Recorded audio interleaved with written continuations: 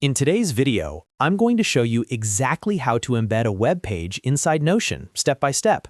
This is a super useful feature if you want to display websites, dashboards, videos, or tools directly inside your Notion workspace without constantly switching tabs. Whether you're using Notion for work, study, or content creation, this will make your pages way more powerful and interactive.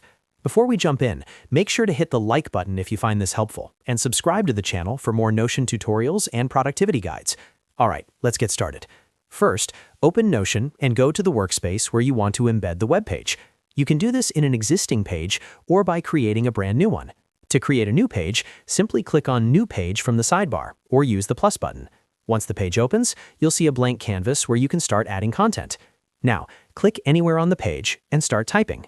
This is where Notion's / commands come in.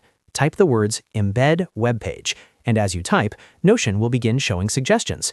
From the list of options, look for the Embed option. This is the block that allows you to insert external content directly into your page. Click on the Embed option or press Enter to select it. After clicking Embed, Notion will open a small pop-up asking you to embed a link. This is where you paste the URL of the web page you want to display inside Notion. This can be a website, a YouTube video, a Google Doc, or almost any public web page. For this example, you can paste something like a YouTube link or any website URL you want. Once you've pasted the link, click on the Embed Link button.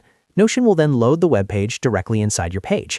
You'll see the embedded content appear as a block that you can resize and move around.